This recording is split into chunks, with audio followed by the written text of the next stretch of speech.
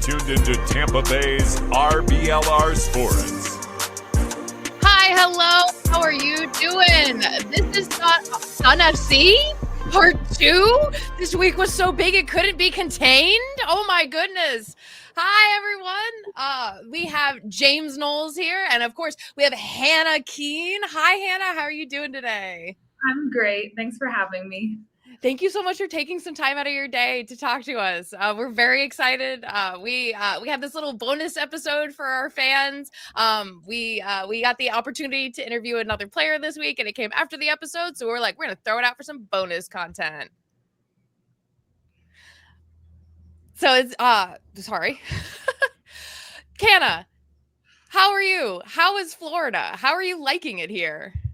Wow, I could go through a lot, but it's amazing. The heat, though, is a huge thing that, now that I've been here almost a year, a few months shy of that, I'm kind of used to it, but every day waking up and walking outside into that humidity is crazy.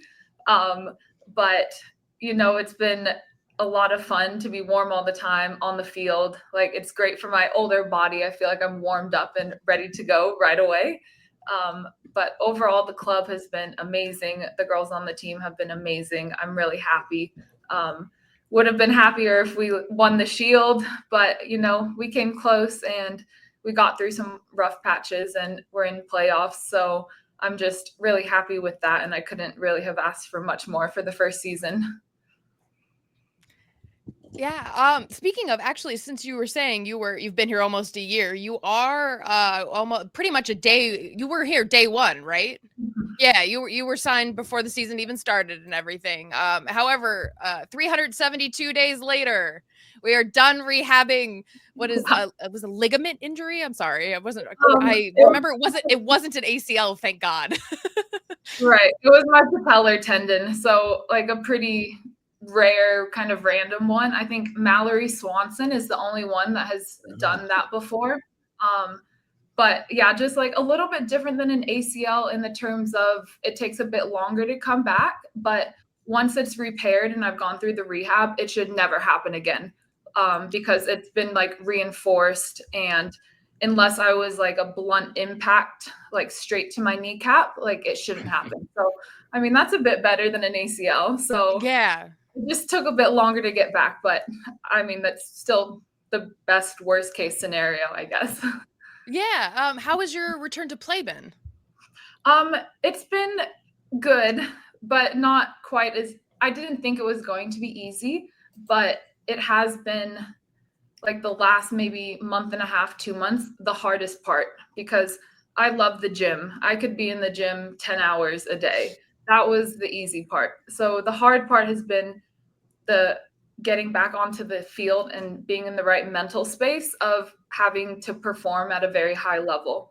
Like the quickness, the making the decisions on the ball, that has been so much harder to get back than I thought it would be. And I'm kind of a perfectionist. So I was like, oh, I'll have it back right away. I'll be fine. Like I'll work really hard. It'll just magically come back to me faster than anyone else ever. And it definitely didn't. So it's just been a slow process, but everything takes time. So I'm just trying to focus on the little positives like that. Speaking of that, you have obviously played in a lot of places around the world, and I want to get to that in a little bit. But I wanted to get your read on the speed of play in the USL Super League specifically. I know that there are a lot of players who are right at the NWSL level, or players who are coming back to America from all sorts of other places, just like you. But I was wondering, based on the different levels of all of the players coming in, you having to get back up to speed there, what would you compare it to, or I guess how high a level would you say the USL Super League has been for you to get reintegrated? I think it's been a pretty high level. I think the tough part, though, is that because it's a brand new team, mostly none of these players have ever played together. And I think also being under a new coach with like a new kind of style of play has been tough. So I think we have a lot of really skillful individuals, but to find that kind of like glue that sticks everyone together and has everyone playing as well as they possibly can, that's been a little bit harder to find. Because like most of the teams I've played on, even my team in Australia, it was also a brand new team when I came, but about 8 or 9 of the girls had all been playing on the same team before that. So I think the level is up there, but just finding that like compatibility with each other has been tough. So that's like the struggle to find that, I think, has brought the level down a little bit. But it is the first season, so I mean, no one really expected it to be great, but I think it can be up there after a couple seasons or just a good amount of time of the same players sticking around. Yeah, I mean, soccer is obviously a process in that sense and trying to make sure that everybody's kind of on the same page. But Denise Schulte Brown has been working towards getting a more fluent style of play. I think that this has required a couple of different formations, probably a couple of different sets of instructions over the course of the season. So you have come in more recently just because of the injury that you guys have already talked about. What have been your instructions when you ultimately were brought into the team and even given a starting position more recently? Yeah, I mean, score goals. That's the one big one, but a lot of our game too is how we play off the ball. So it's been a little bit tough for me trying to find that game fitness again because we basically high press the whole time. We try not to let them have too much time on the ball anywhere on the field. And so as like the highest player, it's been a lot of work of like going after them and trying to force one side, and sometimes I don't get there. So I just did a sprint for no reason sometimes. But that's the style of play. And sometimes it works, sometimes it doesn't. But if it can work just a couple times and we make some good chances off of that, then that's helpful. But yeah, it's a lot of work. I'm getting back into it slowly. But I'm just happy to help, even if it's 5 minutes or a starting spot or coming off the bench for a few like seconds at the end. I'm just happy to be on the field and I'll do whatever coach wants. So it's up to her, but yeah, I'm just happy to be here and I'll do my best with whatever time I'm given. Gotcha. Yeah, I know the life of an attacker can be very interesting that way, where, like you said, a lot of the stuff that you do ultimately, because it's such a low scoring game, you end up making all these runs that turn into nothing. And you're like, well, guess I'll just keep running like that. I've got a quick question for you related to how you started your career, and then that should lean into one of the questions that Liz had lined up about your international travels here. So I see going through the Tampa Bay Sun website, and it's good that they have this because I wouldn't want to rely just on your Wikipedia, but it does overlap there. You originally started your professional career out of college by moving to Newcastle in England and then going to a bunch of other different teams around the world. So I just wanted to know how you got your start professionally and moving over to Newcastle. That is a very big club on the men's side. And I think that they're at least putting a lot more investment into their women's side now. I don't know what it was like when you started, but yeah, how did you make that connection and what was that experience like? So yeah, I was actually still in college when I went. I was just there to study abroad for a semester. Gotcha. Yeah. And I was actually injured in my senior season. So I went there like the spring semester after I finished playing, not really expecting to play, thinking I had to recover for a little bit. And I took a few months off. And then, of course, I missed soccer. So I was like, I'm going to go play. And I was actually studying at the University of Sunderland. And there was a team there. It wasn't great, but one of the girls on that team knew a girl on Newcastle and talked to her and said, hey, there's this girl here that like wants to play at a bit of a higher level. Can she like talk to your coach? And it definitely was, I don't even think you could call it a semi-professional. There was no money whatsoever. They were in maybe the 4th or 5th like regional like league below like the top one. And it was kind of towards the end of the season. So I just went to a training. They liked me. I did sign a paper. So I guess that is like, there's absolutely no money whatsoever.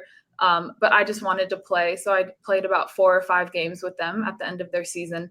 And I think that made me realize like, I want to keep playing. I like traveling. I like being here and meeting new people. So I still had to go back to college and finish another semester because that studying abroad put me behind for my major. So I like went back to San Diego State and finished that semester. And then the following year is when I like truly started to like play abroad, and I went to Australia. But that was also like a semi-professional. Like we weren't paid, but we were housed and got help like getting a coaching job. And then after that, where I got enough kind of like goal highlights and stuff, I got a real agent and then went to Europe as a professional after that. So kind of a weird start, but I made it work, I guess. I feel like that's not the most uncommon type of story for professional women's soccer around 2010 to 2020. It seems like maybe after COVID is when a lot of teams actually started to pick up, the majority of them anyway. But I'll turn it over to Liz here to pick up on this same topic. Yeah, so you've played in Portugal, Spain, Australia, and now the US. Now the US does have your mom, so that is a little bit of a bias. But of those other countries, where was your favorite place to play, and why? Was it the culture? Was it the fans? Was it the city? I think there's a few different answers for that. So Portugal, the culture, the people, the club was amazing. The soccer was decent most of the time, but the league was very like the top 3 teams were amazing, and then everyone else was pretty poor at that time. It's better now, but it was just a bit hard to stay at like that high level playing against lower level teams. But I'd say Spain, by far the best soccer I've ever seen. Just absolutely every person had a magical touch, and it was one of those places where I went and I was like, can I keep up with them? Like, will I be good enough? But the way they play, like selfishly, it made me look good. Because especially as a number 9, as a striker, I depend a lot on the service. I depend a lot on the people around me. So they just put me into the most like perfect situations to score. And I guess I had to be in the right place too. But most of the time it was them doing a lot of the work, and it was just so much fun to be that good. There was a bit of a language barrier because it was a small town in Spain, but we had so much fun. And like there, the level of soccer was by far the best. Okay, so Australia, trash soccer, trash culture. Got it. No, I think No, the culture was all right. It just wasn't anything that different than the US or something that I've seen before. So it didn't really stand out. But by far, like the team chemistry on my team there was the best I've ever had. So just a different pro in a different area. But we did have a great first season to get to the grand final as like a brand new team. So it was really exciting, and I did love it there. But just was ready for something newer and closer to home. Yeah, and speaking of slightly closer to home, we're a little bit closer. How have you been enjoying Tampa? Do you have like a favorite Tampa food spot, or like what's been like your favorite tourist activity that you've done? My favorite thing to do is to walk on Bayshore. It's just yes, I see your snaps all the time. I saw you. I just not to sound like a creeper, but I saw like your best friends in town. I think that was on Bayshore too. Yep. And I was like, I have to show you where I walk like all the time, and this is where I am when I'm talking to you, and just things like that. Which I think it's a little bit tough. There's not a ton of nature around in like the sense that I'm used to, but just that walking like along the water and not too far from where we live, and it's just really convenient and easy, and I love it. But most of the time, though, I guess I'm not trying to be outside so much now that it's getting warmer, because we train for so long already outside. It's probably not great to just sweat out everything, but I've really been enjoying it. Yeah, I personally am playing in an adult league, and it's getting harder to have the earlier games, even though our games are, still after the workday because everybody's working. But it's definitely really difficult when you're out there at 6 and you're like, oh my goodness, I cannot believe exactly how hot it can get. My skin feels like it's gonna fall off here. But you guys have one last game before the playoffs start, and a win here is extremely important to try to guarantee hopefully second place, obviously, and then possibly if it is second place, then a home playoff game. So what are the preparations for that specific game? And is there anything different to try and make sure that it's just as focused as can be for this last home one? Yeah, I mean, we haven't changed anything in our preparation of thinking like, hey, we've already clinched playoffs, the work is done. We really want that home playoff. So it's been really good at training. I think we are trying to kind of watch how DC play and trying to counter some of the things that they do. They've really improved this spring season, and we've always kind of struggled against them. So we really don't want that to happen this game, but we're focused on ourselves and we know what we need to do, and hopefully we come away with another win at home and hopefully a second place, because no one really wants to travel any more than necessary. So yeah, I think that's been our driving motivation, and everyone's ready. Yeah, I think that they played on Wednesday and they drew with Fort Lauderdale, so that's obviously a pretty good result. And like you said, definitely improved from where they were. But I guess with the playoffs, then additionally, I wanted to ask you, this is a brand new league. It's kind of going and building itself up as it goes.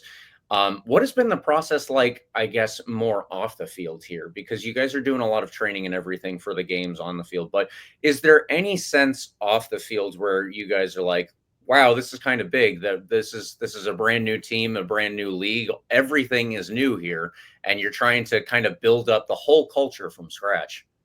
Yeah, it's definitely been a learning curve. I think we do have a lot of experienced staff members from NWSL side of things that have come in and kind of showed us the ropes. But it's tough and nothing's going to be perfect. But I'm always in the sense that I'm grateful for even everything that we have, because I know how little we could have. It could be much, much worse. So off the field, I think it is important that everyone is comfortable and kind of able to perform the best that they can on the field because of the off the field circumstances. But it's still going to just take time and kind of settling down and figuring out just how things work. And I mean, to be able to get to playoffs in the first season is still must show some success. But I think obviously winning the whole league would have been the cherry on the top, but it's just going to take time. But I think everyone's really invested in making it work. So it's really good to see. Yeah, I got you. All right, Liz, I'll turn it over to you here. That does about wrap it up for our time. We don't want to keep Hannah too long. She's got very important team meeting and practice to head to. So thank you so much for taking some time out of your schedule to talk to us. This was so much fun and we really enjoyed it. Thank you guys so much. I love watching you. So please keep going. Absolutely. Thanks.